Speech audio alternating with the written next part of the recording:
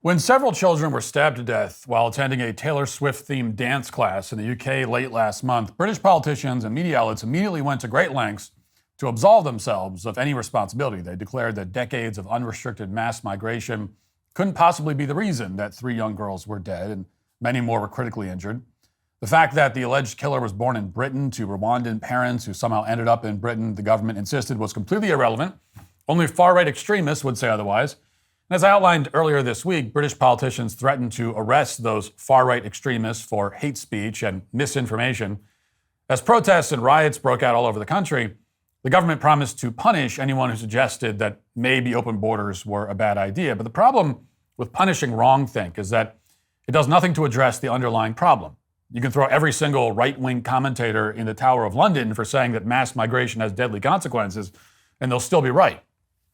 And children will continue to be targeted because of the barbaric ideology that Europe's leaders have deliberately imported from the third world. As if to prove that point, on Wednesday, authorities in Vienna arrested 2 suspects who were planning a terrorist attack at Taylor Swift's concerts that were originally scheduled for this weekend. Concerts have been canceled, apparently because the threat remains high. One of the suspects is reportedly 19 years old and pledged allegiance to ISIS. The police are apparently looking for at least one additional suspect. Bomb-making materials are involved, and beyond that, we're not sure exactly who these suspects are at the moment because the authorities won't say. Watch. We have some breaking news for you. Austrian police say they have arrested 2 people suspected of planning an attack at a Taylor Swift concert in Vienna, Austria. Officials say a 19-year-old suspect made, quote, concrete preparatory acts for a terrorist attack. Swift has concerts scheduled in Vienna Thursday, Friday, and Saturday night. According to German police, at least one of the suspects was a 19-year-old who was radicalized and joined ISIS via the internet. And when they took him into custody, they found substances of chemicals that could possibly be used to make bombs. However, that is something that they are looking into. Vienna has a track record of being something of a breeding ground, or at least it has a track record of having inspired young people to join ISIS, even go and join the Islamic State. So according to that report, Vienna now has a track record of being a breeding ground for the Islamic State. What's not stated in that news report is what could possibly explain this troubling rise in terrorist incidents in a place like Austria. It is a country that used to be known as the birthplace of classical music and strong coffee, and now they're a breeding ground for ISIS? How did that happen? What got into all these Austrians? It's a mystery wrapped in an enigma. What's unstated, of course, in that report is that an awful lot of foreign nationals have poured into Austria over the past few decades from countries like Montenegro, Afghanistan, Iraq, Syria, Chechnya, Turkey, Somalia. And some of these immigrants are doing things that Austrians don't generally do. Just a few months ago, for example, a 14-year-old ISIS sympathizer from Montenegro was arrested in Austria with a knife and an axe that she allegedly planned to use in a terrorist attack. How did a 14-year-old terrorist from Montenegro get into Austria? Well, who knows? The media doesn't care. Reporters aren't even allowed to bring up any of this immigration stuff because it might lead people to conclude that more immigration isn't always a good thing, that maybe immigration isn't always an enriching thing for a country. In fact, in the UK, even suggesting that maybe immigration isn't always great can now land you in prison. Here's England's Director of Public Prosecutions, a guy named Stephen Parkinson, and he wants Britons to know that if they so much as retweet anything that insults the foreign nationals who are living illegally in their country, then the full force of the law will descend on them. Watch. The offence of incitement to racial hatred involves publishing or distributing material which is insulting or abusive, which is intended to or likely to start racial hatred. So if you retweet that, then you're republishing that, and then potentially you're committing that offence. And we do have dedicated police officers who are scouring social media. Their job is to look for this material and then follow up with identification arrests and so forth. So it's a really, really serious. People might think they're not doing anything harmful. They are, and the consequences will be visited upon them. Consequences will be visited upon them. So, you've got children being stabbed to death But what they're worried about, they have a dedicated police officer scouring social media to find mean comments about immigrants. Now, aside from the accent and the language, it's a clip that might as well be from North Korea. Instead of having teams of police officers deporting some of the illegal aliens who are living in Britain, which would actually accomplish something productive, the British government is spending its time scouring Twitter looking for retweets they don't like.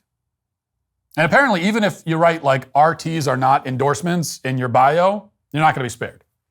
If you retweet something that Keir Starmer thinks is naughty, you'll go to prison. The consequences will be visited upon you. Now, of course, Stephen Parkinson left the standard vague on purpose so that no one knows where the line is exactly. Take this quote from the New York Times, for example. More British Muslim men have joined ISIS and the Nusra Front than are serving in the British Armed Forces.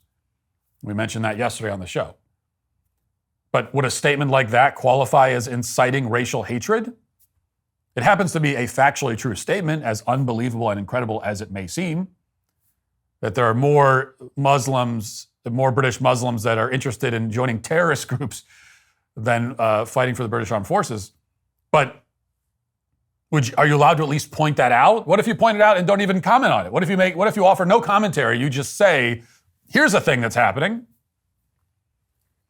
Well, that might be against the law now because it may lead people to conclude that Britain's immigration policy isn't the best. So maybe you can't retweet that or say it. Nobody knows. It's a completely subjective standard that's clearly designed to terrify people into submission. They don't want to make people afraid to. They want to make people. They don't just want to make people afraid to speak their mind. They also want to make people afraid to agree with someone else who speaks their mind. So it's about terrifying you into silence, and also part of terrifying you into silence is letting you know that you'll be isolated. That if you go out on a limb and you say something that the authorities don't like, not only are they going to come after you, but other people are not allowed to even agree with you or amplify what you said. So you're going to be alone on an island. That's the idea. They're going several layers deep in order to censor dissent, as all illegitimate regimes do. Pretty soon they'll be rounding up the family members of anyone who likes a tweet criticizing Keir Starmer. Now, if this were happening in any other third world country, the State Department would immediately condemn this as a flagrant abuse of human rights. The UN Security Council would hold a meeting. We might even invade so that we can spread freedom and democracy. We'd find like rebel groups that want to take over the government. We'd give them money and guns to do it. But because Britain is a supposedly already a first world country, and also because they sit on the Security Council, no one says anything. Britain, like Canada, has descended very sharply and very quickly into totalitarianism. The government can tolerate the murder of children. It can't tolerate criticism or even retweets of criticism. The rapid collapse of both Britain and Canada raises the obvious question of whether and when a similar collapse might happen here. And there's one clear indication that it might come sooner than we think. Yesterday, I spoke at length about Tim Walsh, who's repeatedly lied about his military service record. His lies have been exposed, for the most part, because of free and open discussion on social media.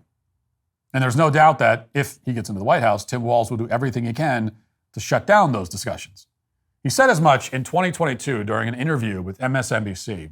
Listen.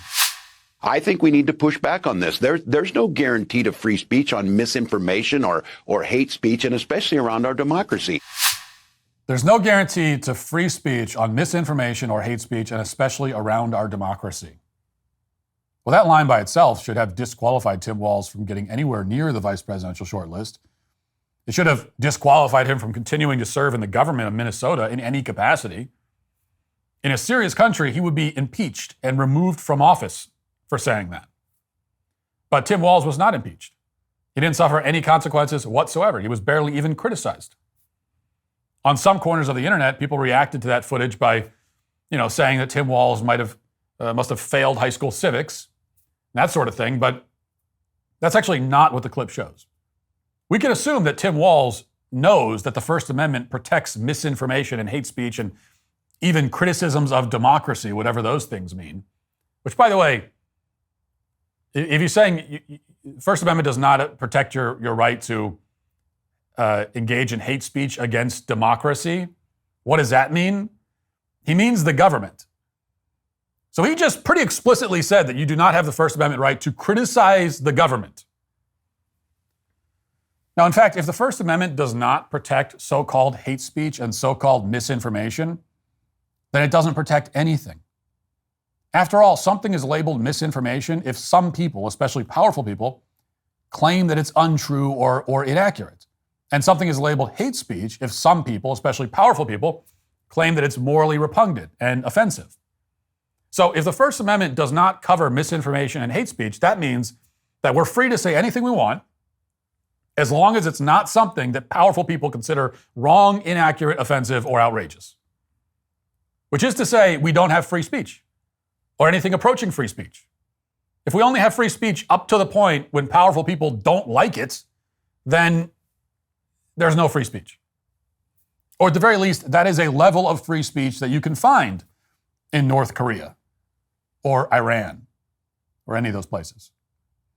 Now, Tim Walz knows this. He's not the smartest guy, but he's smart enough to understand the basic principle here. So the real takeaway then is that he just doesn't care. He understands that the First Amendment is just words on paper. The Soviet Union had a constitution guaranteeing free speech. Canada and the UK have charters that supposedly protect freedom of expression. But the Constitution and charters, they don't matter if nobody cares about what they say. These are not self-enforcing things.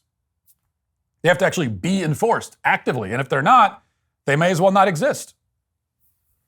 This is the trajectory that we're on. A decade ago, nobody in the UK would have thought that the police would ever show up at their door because they retweeted someone else's political commentary. And now that's the reality of living in Britain. The insidious thing about this kind of censorship is that by the time it takes hold, it's too late to actually do anything about it. Protesters inevitably turn to violence, which in turn leads to more censorship and more crackdowns. This is the cycle that leads to a country so unstable and so dangerous that it can't even host a Taylor Swift concert anymore. So reasonable people look to Europe then as a cautionary tale. But people like Tim Walz and Kamala Harris see it as a blueprint. If you'd like to see what else I have to say, you can access my full show by going to dailywire.com or by going to the Matt Walsh Show Twitter page. Hope to see you there. Godspeed.